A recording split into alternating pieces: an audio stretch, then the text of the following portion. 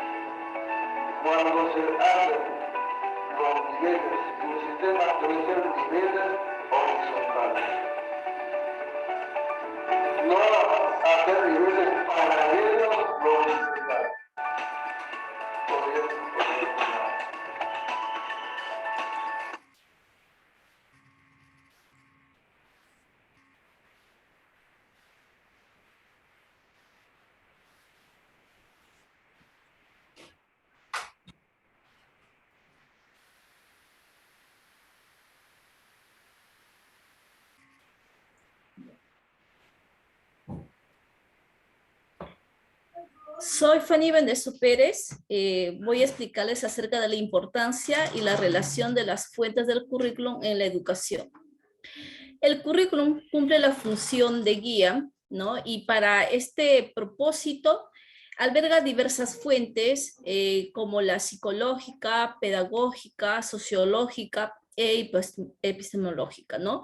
Esto se va a darse en el proceso de enseñanza-aprendizaje para garantizar la formación integral, ¿no?, del ciudadano, y estos a la vez puedan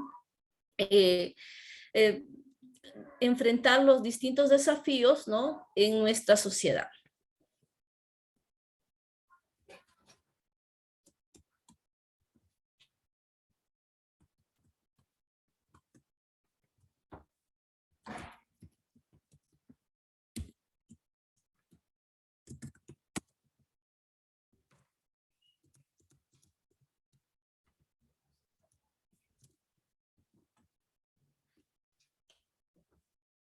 No, es importante resaltar que las fuentes del currículum nos conducen a un acto de reflexión sobre qué tipo de individuos queremos formar. Nosotros los maestros, para desarrollar nuestra sesión, tomamos diferentes fuentes del currículum, como la sociocultural, que nos va a permitir desarrollar actitudes positivas a través de los valores y creencias, ¿no?, que se va a plasmar en las vivencias, ¿no?, dentro de la sociedad. Pero observamos en nuestra actualidad una constante de antivalores, ¿no? Y por ello nos preguntamos en qué estamos errando nosotros los maestros, ¿no? ¿Cómo podemos contrarrestar esto? ¿O acaso nuestro currículum nacional requiere de otra alternativa?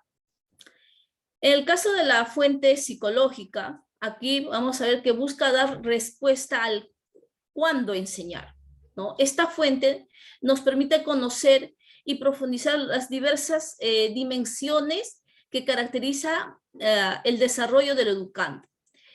Pero actualmente hablamos de la neuroeducación, ¿no? Entonces nos preguntamos qué tanto sabemos de ello, ¿no? Y cómo podemos aplicar a nuestras clases. En cuanto a la fuente epistemológica, esto responde el qué enseñar, ¿no? En las diversas asignaturas como matemática, comunicación, ciencias sociales, entre otros, vamos a ver que están relacionadas, ¿no? Con el conocimiento, el razonamiento, ¿no? Y esto que se aplique, ¿no? En la vida cotidiana, ¿no? En la vida del individuo dentro de la sociedad. Pero, ¿por qué tenemos en nuestra sociedad jóvenes acríticos, ¿no? Mano de obra barata, desempleo, ¿no? ¿Será que nuestro currículum nacional aún es enciclopédica o quizá no responde a fines políticos? Por último está la fuente pedagógica, ¿no? El principal elemento de esta fuente es cómo enseñar. Los estudiantes contemporáneos, ¿no? Y los nuevos escenarios en el cual se desenvuelven, ¿no? Requieren de metodologías y herramientas que le den sentido, ¿no? A lo que se hace dentro de las escuelas, ¿no? Porque el estudiante peruano, ¿no? Se la pasa 14 años estudiando, inicial, primaria, secundaria, más 3 o 5 años de superior. Y muchas veces vemos, ¿no? Observamos que esto pues no se refleja, ¿no? Y como vemos, estas 4 fuentes están relacionadas en conjunto, ¿no? Eh, porque nuestros estudiantes, ¿no? Serán los futuros padres de familia, los futuros actores, ¿no? De nuestra sociedad, y no se ve reflejado, ¿no? Los 14 años de estudio. Entonces, algo debe estar fallando, ¿no? ¿Qué debemos hacer contra esto? Bueno, a continuación le doy pase a mi compañero Félix para que continúe.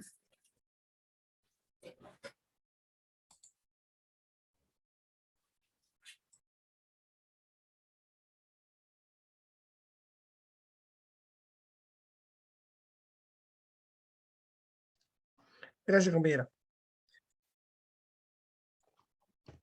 Muy bien. Ahora vamos a hablar acerca de la educación de hoy y los tipos de currículo, ¿no?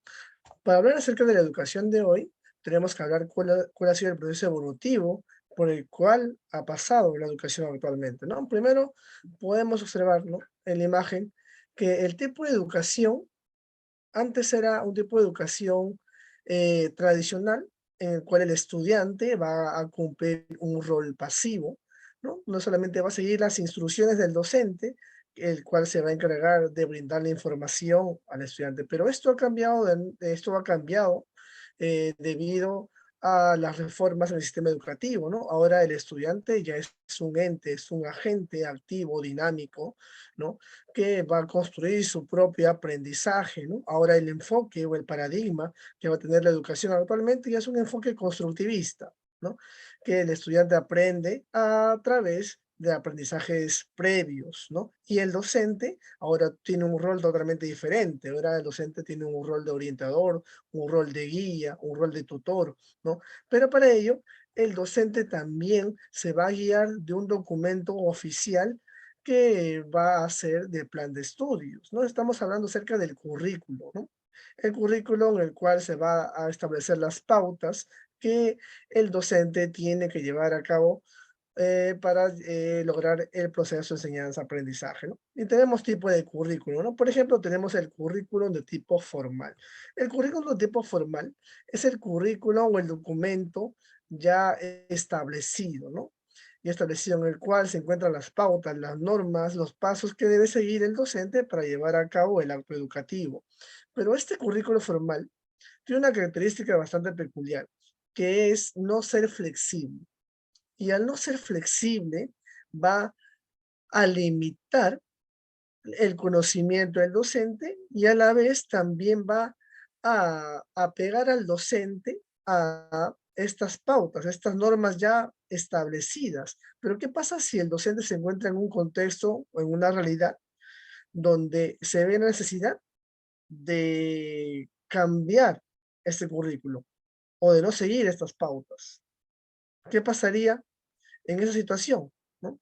Lamentablemente no, porque el currículum ya es algo establecido, algo por entidades estatales, ¿no? Entonces, hay algo que corregir, ¿no? Debería ser de repente podría ser un currículo con una característica flexible que le permita al docente poder modificar ciertas características de este documento, ¿no? Acorde a las necesidades educativas que se requieran, ¿no? O que requiera los agentes educativos, ¿no?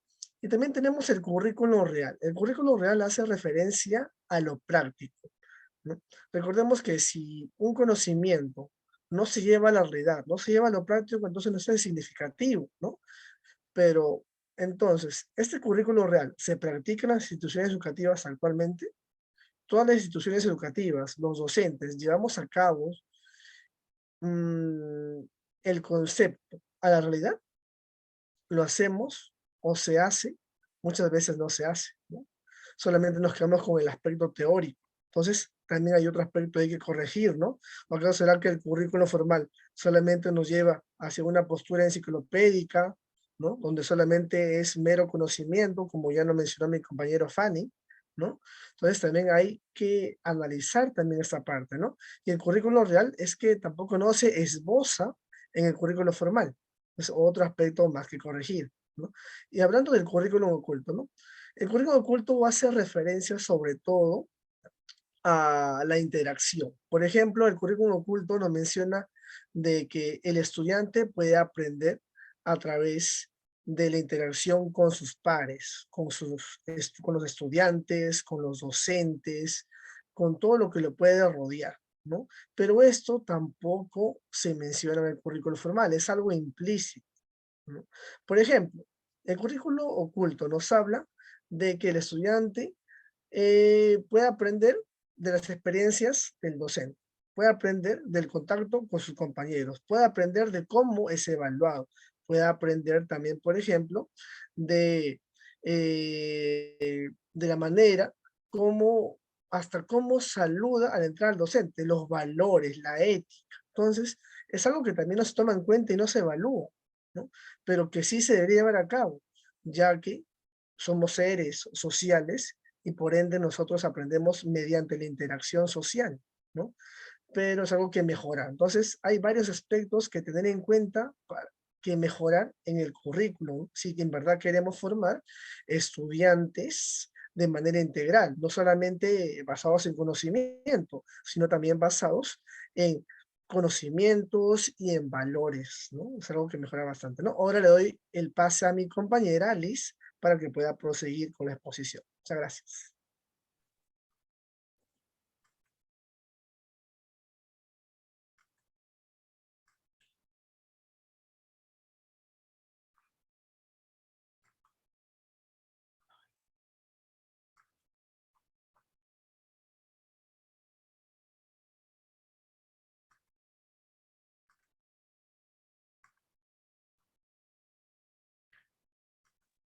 Muchas gracias, compañero Félix.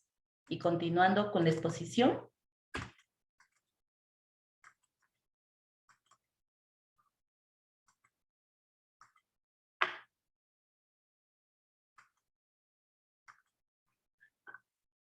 ¿Me pueden ver?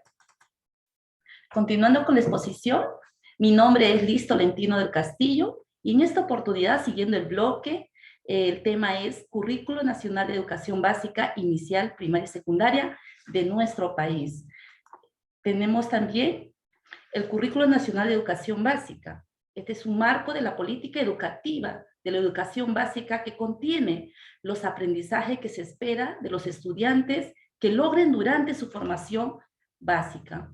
El Currículo Nacional de Educación Básica. El currículo nacional vigente en nuestro país está con resolución 281, 2016, También hubo una modificación con resolución 159-2017. Es importante poder hablarles sobre el currículo nacional, porque el currículo nacional es una columna básica de la educación en nuestro país. También es el documento de carácter oficial que debe cumplir una función que acompañe en la función pedagógica en su trabajo diario al docente. Así también vamos a encontrar dentro del currículo nacional programas curriculares, pero en esta oportunidad le voy a hablar de 3 programas: inicial, primaria y secundaria. El programa inicial se comienza atendiendo a los niños desde menos de 6 años. En esta etapa también trabajamos en los enfoques, y uno de los enfoques es intercultural. Así también es inclusivo, promoviendo el desarrollo de aprendizaje infantil mediante la acciones educativas. En esta etapa es la psicomotricidad. Los niños aprenden de acuerdo a su alrededor, descubriendo lo que tienen en su entorno. Así también en el currículo de programa curricular primaria podemos encontrar que es el segundo nivel. Y ahí encontramos que tenemos que desarrollar 6 grados en el currículo, donde los niños también se desarrollan en sus capacidades, ¿no? En sus capacidades, promoviendo este nivel y también consolidando en su pensamiento cooperativo. Esta es una etapa muy importante donde los alumnos comienzan a aprender en la lectura, la matemática, y donde se tiene que consolidar en el aprendizaje. Cuando hablamos también en el nivel tercero, que es el ciclo de secundaria, vamos a hablar sobre 5 años. ¿Y qué desarrollan aquí los alumnos? Acá se les forma humanista, científica, tecnológica, cuyos conocimientos se encuentran en permanente cambio, ya que esto nos orienta el desarrollo de competencias para la vida, el trabajo, la convivencia democrática en el ejercicio ciudadano. Es importante porque ahí se busca que los estudiantes progresen hacia un nivel de desarrollo de competencias más complejas. Asimismo, vamos a construir la identidad, la competencia en 3 niveles: nivel inicial, primaria y secundaria. Esto es importante porque acá hay un objetivo, los objetivos educativos básicos del proyecto de educación nacional. Estos son documentos que establecen el perfil del egresado de educación básica y sus competencias nacionales, sus programas, desde el inicio al final de toda esta educación, asimismo todos los niveles que se esperan en diferentes siglos y modalidades. También contiene orientaciones para la evaluación formativa y la diversificación curricular. Es importante también saber sobre esta formación. Mi conclusión sobre este tema: no existe un país innovador si no tiene una base educativa de calidad. Estamos en este proceso de poder llegar a la calidad educativa. Y este es un reto en la educación del Perú, es elevar la calidad educativa de todos los niños, de todos los peruanos, que puedan tener esta oportunidad. Así también poder tener y apostar en una educación pública para poder formar y crecer en equidad social y democrática. La educación tiene que ser sólida, respetando la diversidad sociocultural y procurando el bienestar común a través de todo colaborativamente. Entonces podemos decir que dentro de este currículo que nos encontramos actualmente en nuestro país es donde se desarrollan las competencias, las capacidades, los estándares de aprendizajes a nivel nacional, y no solo en el sector público, también en el sector privado. Es la parte más importante, que de ahí en adelante avanza el aprendizaje en nuestro país. Muchas gracias, y así de este momento le doy pase también a mi compañero Iván Chávez, que a continuación va a seguir con la exposición. Bien, muchas gracias, Liz.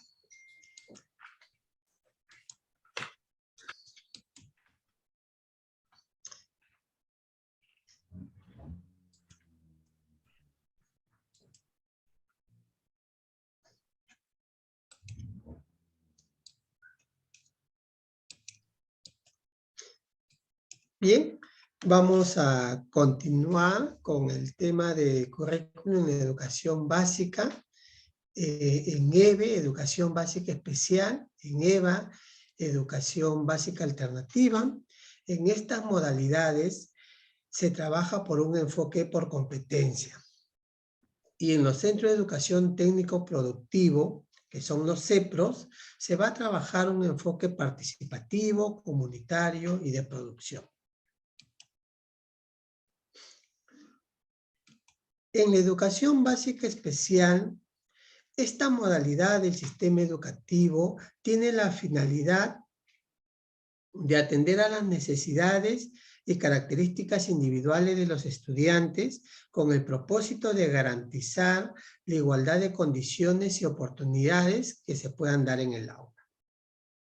Para ello, el currículum tiene que tener ciertas características.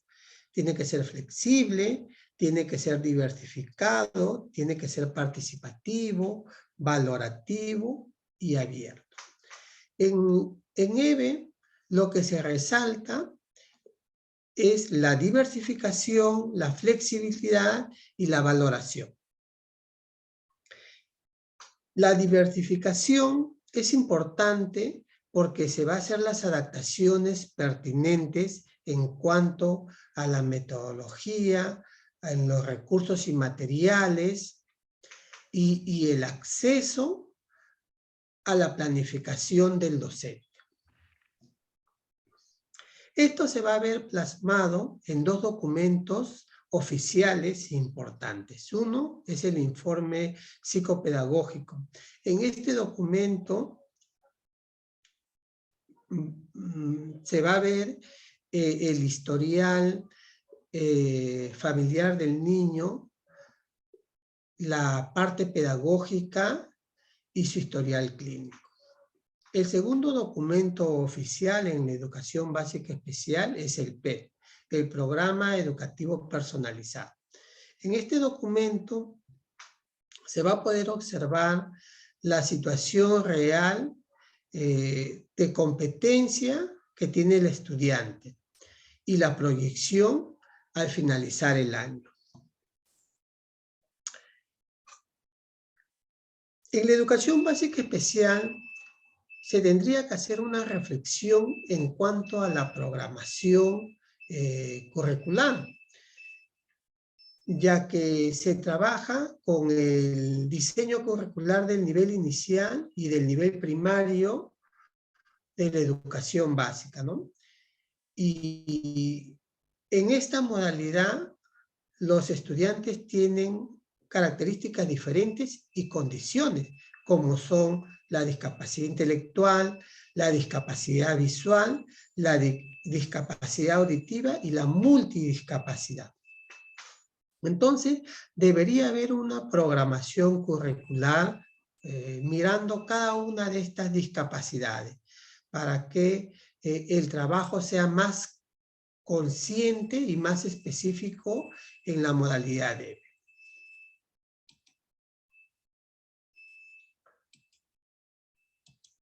El currículum en la educación básica alternativa.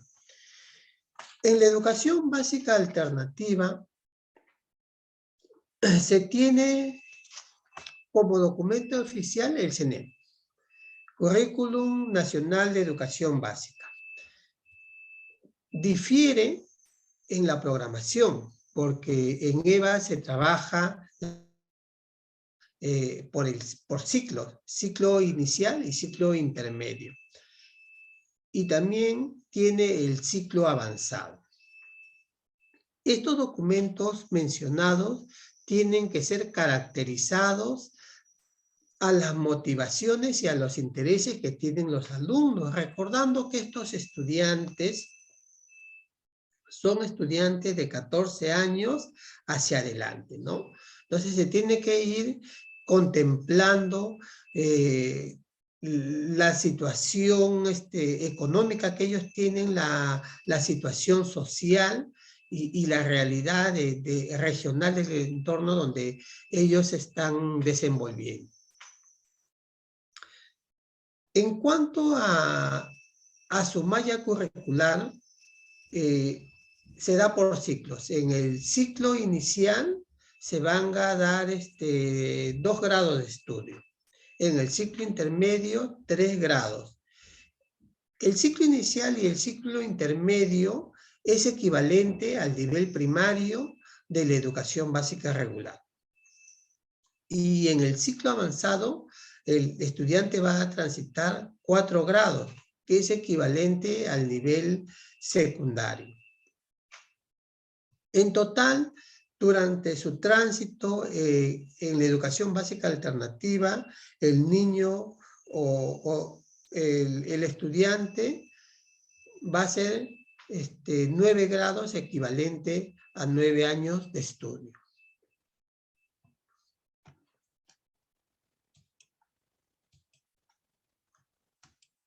Por último, tenemos los centros de educación técnico productivo. Los CEPROS no tienen de referencia el CENET. Ellos tienen su propia malla curricular. Actualmente están en un proceso de actualización de estos documentos oficiales de la mano con las direcciones regionales de educación y el ministerio. Están haciendo estas actualizaciones. Lo que sí está establecido en los centros de educación técnico productivo es que tienen 2 ciclos formativos. Uno es el auxiliar técnico, que el estudiante va a realizar en las diferentes carreras que ofrece el CEPRO, cursos con un equivalente a 40 créditos. Culminado estos estudios y teniendo las notas aprobatorias, el estudiante que tiene los 40 créditos van a tener sus certificados modulares, que van a ser expedidos por el Centro Técnico Productivo y por el Ministerio de Educación. El ciclo técnico, el estudiante va a tener que tener 80 créditos aprobados para que pueda tener un título técnico. Este título técnico recién en estos últimos años de pandemia se ha oficializado, porque los CEPRO no tenían titulación, no tenían un título técnico, solamente tenían certificados modulares.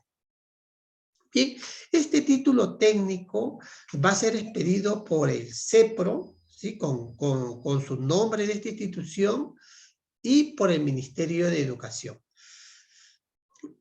Pero se tiene que precisar que el título expedido por el Ministerio de Educación solamente se van a obtener en los CEPROS que han sido acreditados por esta misma instancia educativa, ¿no? Si es que el CEPRO no ha sido acreditado, entonces va a tener el título, pero a nombre de esta institución productiva. Bien, eso sería todo en cuanto a currículum en las modalidades de EVA y EVE y en los centros educativos técnicos productivos. Y ahora le voy a dar pase a mi compañera Adira Cueva para que continúe con la exposición.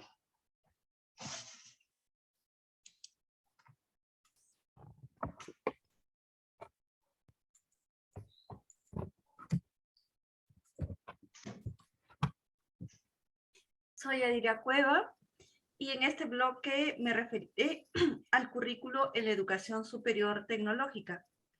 El enfoque pedagógico que enmarca a la educación superior tecnológica tiene como fuente la demanda presente y futura del sector productivo y los requerimientos laborales, considerando plenamente dinámica y económica.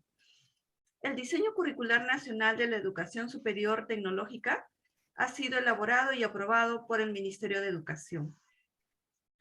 El propósito de la formación a nivel técnico y nivel técnico profesional es involucrar 3 aspectos: conocimiento, habilidad, actitud, para un desempeño integral basado netamente en la práctica. Es oportuno mencionar que uno de los representantes en nuestro país de este tipo de propuesta educativa es el maestro Walter Peñalosa Ramella, autor del libro El Currículo Integral. La currícula de la educación superior tecnológica es flexible y modular. Permite que se adquieran capacidades para desempeñarse en diversos puestos de trabajo que guarden vinculación. Además, tiene como objetivo no interrumpir la alternancia entre el estudio y el trabajo, es decir, tiene una modalidad inclusiva. La organización curricular está basada en competencias y su contenido está en módulos, que a su vez están compuestos por unidades didácticas. El docente es el mediador del proceso de aprendizaje. Se espera además que el alumno tenga un rol protagonista y adopte posturas que permitan una formación integral, es decir, tenga una postura crítica, reflexiva, creativa, productiva, pero además muestre un comportamiento ético. La organización curricular tiene 3 componentes. La primera es la competencia específica, que tiene más bien el componente técnico. Luego tenemos la competencia para la empleabilidad y finalmente la experiencia formativa en situación real de trabajo. Bueno, sobre este tipo de educación superior tecnológica, muchos jóvenes y también padres no apuestan por formarse en este tipo de estudios. Y es que más bien califican este tipo de educación como de mala calidad. Hablar de la calidad de la educación superior depende más bien de un punto de vista crítico. Y quizá el punto a donde deberíamos apostar para ser asertivos en una economía es ver desde el punto de vista del capital humano. Existen varios estudios a nivel mundial que indican que conforme la población se educa más, sobre todo más allá de la educación básica, la capacidad del país de transformarse tiene mejores perspectivas. Y es que cuanto más se estudie, también disminuirá la pobreza. Sin embargo, en el Perú se puede notar que más bien hay un alto incremento de matriculados en universidades, pero no es el caso de la educación técnica. Viendo las consecuencias que tiene el no haber estudiantes, también podemos ver de que el país puede tener serios problemas de deficiencias de personal calificado técnico. Y lo que esto abrirá son puertas a que personas de otros países vengan al nuestro a dar este tipo de servicios. Entonces, de manera crítica podríamos decir, ¿qué tipo de instituciones educativas tenemos actualmente? ¿Son vastas? ¿Qué necesitan? ¿Qué tipos de egresados están entrando al mercado laboral? ¿Acaso los universitarios son los únicos que tienen la capacidad de transformar nuestro país? ¿O de modificar que seamos solamente exportadores para convertirnos en un país que ya produzca nuevos productos que salgan al mercado nacional y extranjero? Según la teoría funcionalista, la educación técnica tiene como misión principal alcanzar la eficiencia y el orden social a través de prescripciones curriculares que preparen a los estudiantes específicamente para el papel que desempeñarán en los mercados laborales, en concordancia con sus capacidades y aptitudes. También existe otra perspectiva, más bien que proviene de los llamados argumentos integracionistas, miran en la formación técnica que debe de preparar a los alumnos para los desafíos de la vida social y una sociedad democrática, ayudando a comprender las bases sociales y científicas del trabajo. Y existe también una tercera perspectiva, que más bien es una perspectiva más crítica y sugiere que la educación técnica debe atender las inequidades socioculturales. Tomando las diversas perspectivas de conceptos de la educación técnica, debemos diseñar un modelo de educación técnica productiva y tecnológica para nuestro país. No la tecnología que vendemos a los estudiantes, es decir, no solamente para juegos, diversión o conexiones en redes sociales. La tecnología es mucho más. Y esto abarca, obviamente, tener una visión de futuro. Para tal fin, es necesario primero conocer la situación actual de las instituciones educativas, cómo se podrán agrupar, o sea, qué características comunes tienen estas instituciones, y a partir de ahí evaluar y analizar qué calidad tienen cada una de ellas. Si consideramos que la tasa de desempleo en abril del 2022 ha sido del 8.3% y la informalidad en nuestro país bordea el 80%, de esto último se puede inferir que de este panorama se deriva el por qué hay tanto desempleo entre los jóvenes con educación superior. No tenemos tecnología, tenemos poca industria donde se puedan emplear los jóvenes que egresan de la educación superior tecnológica. Creemos que el sector educación debe fortalecer y vigilar la calidad de la educación superior tecnológica como pilar de las oportunidades para sus egresados. Bueno, a continuación dejo el uso de la palabra a mi compañero Roberto. Muchas gracias, Adira. Bien, continuando entonces con estas reflexiones que he tenido la suerte de escuchar a todos mis compañeros. Voy a compartir a continuación mi pantalla para poder culminar. A ver, bien, con esta reflexión. A continuación, voy a dar a conocer lo que es el currículum en la educación superior universitaria. Las universidades han trabajado diferentes enfoques dentro del currículum. Han realizado pues enfoques del tipo sociocultural, el enfoque tecnológico, el enfoque conductista, un enfoque centrado en la persona y un enfoque socioconstructivista.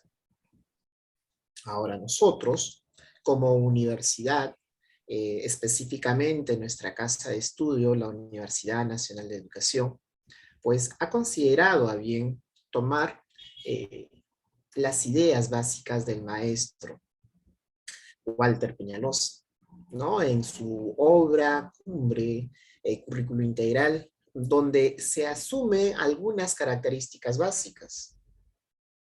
Se considera, por ejemplo, la parte de conocimientos, las prácticas profesionales, las actividades no cognitivas y la orientación y consejería.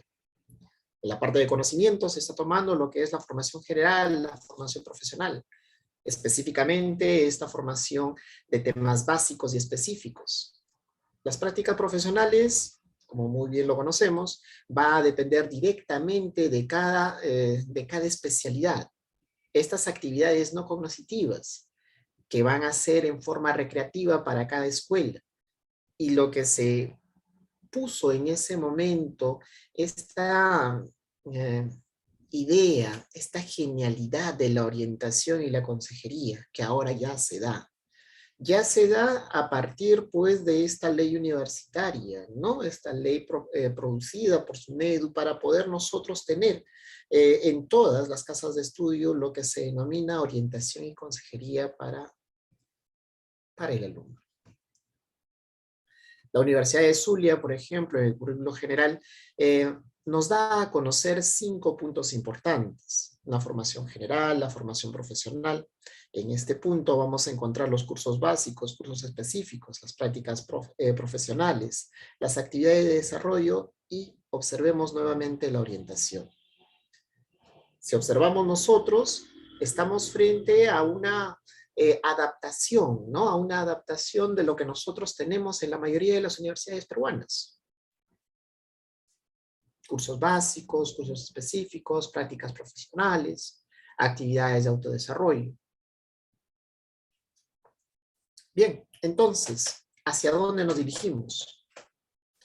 Bien, necesitamos construir un currículum, ¿no? Con todos los métodos, las estrategias, estilos y ritmos de aprendizaje que sean encaminadas a la formación de la persona, a la formación del profesional. También el currículum debe permitir al estudiante desarrollar en este proceso de aprendizaje y sobre todo tener un clima institucional, educativo, donde se pueda desarrollar.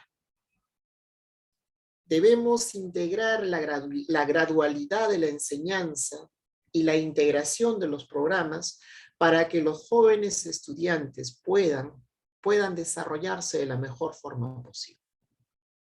Los actores del proceso educativo deben estar en constante actualización, tanto docentes, los mismos alumnos, el personal que se encuentra, digamos, alrededor de. Todos debemos generar una constante actualización. Las metodologías de aprendizaje que nos toca a nosotros como docentes. Los sistemas de evaluación que deben ser enfocados directamente al conocimiento de este nuevo profesional. Y sobre todo, volver a tomar y a referenciar la bibliografía. No nos quedemos en un solo libro.